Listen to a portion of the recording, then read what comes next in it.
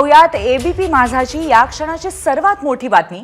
सरकारच्या विविध योजनांद्वारे गोरगरिबांना मिळणारी रक्कम ताटातलं अन्नच आता काढून घेण्याचा डाव रचला जातोय का असा संशय निर्माण होतोय।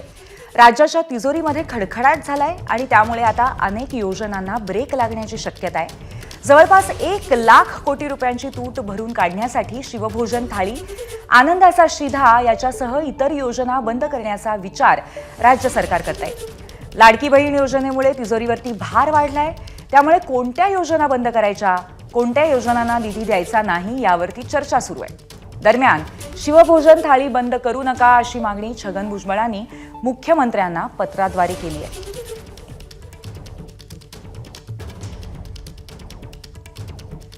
लाडकी बहीण ही योजना अत्यंत लोकप्रिय ठरलेली असली तरी सुद्धा तिचा आर्थिक बोजा सरकारी तिजोरीवरती प्रचंड मोठ्या प्रमाणात पडलेला आहे आणि 1 लाख कोटींची वित्तीय तूट सध्या सरकारच्या तिजोरीत आहे। ही तूट भरून काढण्यासाठी आता इतर काही योजनांना कात्री लागते का असा एक मोठा प्रश्न निर्माण झालाय।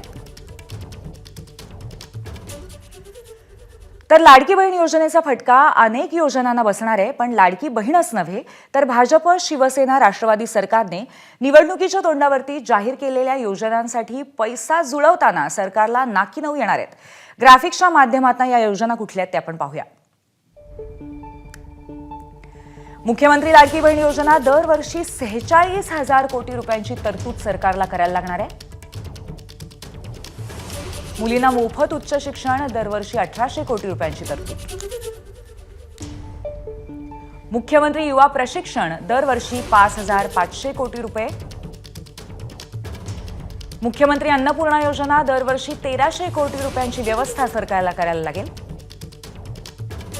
मुख्यमंत्री बळीराजा वीज सवलत योजनेसाठी दरवर्षी 14,761 कोटी रुपयांची गरज असेल।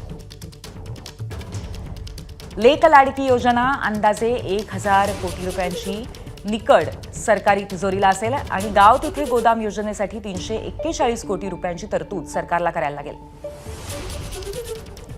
मोफत तीर्थक्षेत्र दर्शन योजना अंदाजे 400 कोटी रुपये। मुख्यमंत्री वयोश्री योजना दरवर्षी 480 कोटी रुपयांची गरज।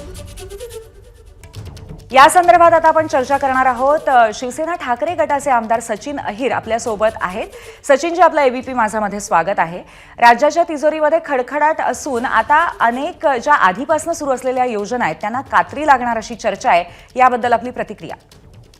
ही वस्तुस्थिती आहे आणि गेल्या 2.5 वर्षामध्ये तुम्ही बघितलं असेल की घोषणाचा पाऊस झालेला आहे आणि निवडणूक डोळ्यासमोर ठेवून अनेक योजना सुरुवात देखील केलेली आहेत आणि आपल्याला आता पाहायला मिळत आहेत की या बजेटमध्ये आणि विशेषतः अर्थमंत्र्यांनी पण वारंवार सांगितलेलं आहे की खूप मोठ्या प्रमाणावरती कात्री या सर्व योजनावरती येणार आहेत आणि म्हणून ज्यावेळी आम्ही विरोधक म्हणून होतो की या योजनेला आधार काहीतरी तुम्ही द्यायला पाहिजे, निधीची तरतूद तुम्ही कशी करणार, कशा पद्धतीने करणार हे बघायला पाहिजे। आणि तुम्ही बघितलं असेल की लाडकी बहीण योजनेसाठी तब्बल एका राज्याचं जेवढं बजेट आहे तेवढं बजेट आपल्याला ची तरतूद करावी लागणार आणि ती योजना त्यांना बंद करता येणारच नाही, कारण शेवटी लोकांसमोर जाऊन त्यांनी ह्याच योजनेच्या आधारावरती मत मागण्याचं काम केलेलं आहे।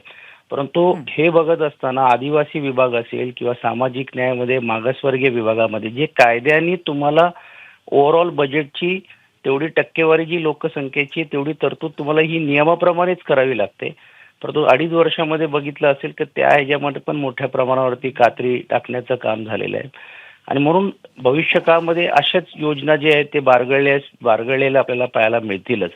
पण दुसरी दुर्दैवानी गोष्ट अशी आहे की लाडकी बहीण बरोबर लाडकी भाऊ यांना जे काय अभिप्रेत आहेत त्या प्रमाणावरती योजना नवीन होणारच नाही। जेवढी महामंडळ सामाजिक माध्यमातून घोषणा करण्यात आलेली आहे त्या महामंडळ करणारी आपल्याला बघावं लागेल दर्जाचे अधिकारी योजनेची तरतूद काय योजना करणार ते नाही, फक्त घोषणा करण्यासाठी अनेक महामंडळ निर्माण केलेले पण त्याची कुठे तरतूद आपल्याला पाहायला कदाचित मिळणार नाही। आणि त्याही पेक्षा महत्वाचं आहे की महाराष्ट्र अजून कर्जबाजारी होतोय का आणि सर्वसामान्य टॅक्स पेअर जे आहेत जे करदाते आहेत त्यांच्यावरती अजून बोजा प्रत्यक्ष जो घोषणा करून होणार जाहीर नाही पण अप्रत्यक्ष मोठ्या प्रमाणावरती देखील त्यांच्याकडनं पैसे वसूलले जाणार आहेत आणि या योजने देण्याची भूमिका घेतली जाणार आहे। आणि त्याही पेक्षा जे इन्फ्रास्ट्रक्चर्स आहेत, मूलभूत ज्या सुविधा आहेत, त्यावर पण मोठ्या प्रमाणावरती कात्री आपल्याला पाहायला मिळते. आणि मग त्याचा एक भाग म्हणून जिल्हा नियोजनमध्ये पण मागणी भूर खूप जिल्ह्याने केलेली आहे, पण त्या जिल्ह्याला तेवढी मागणी च्या तुलनेतून तेवढी रक्कम मिळणार आहे का, हाही एक मोठा प्रश्न निर्माण होणार आहे. धन्यवाद सचिनजी, आपण आपली प्रतिक्रिया दिलीत त्याबद्दल. तर सचिन अहिर यांनी असं म्हटलेलं आहे की विविध योजनांवरती कात्री लागू शकतेच, पण त्याचबरोबर काही ज्या गरजेच्या योजना असतात त्यांच्यावरती सुद्धा मोठ्या प्रमाणात परिणाम होण्याची शक्यता आहे. एबीपी माझा, उघडा डोळे बघा नीट.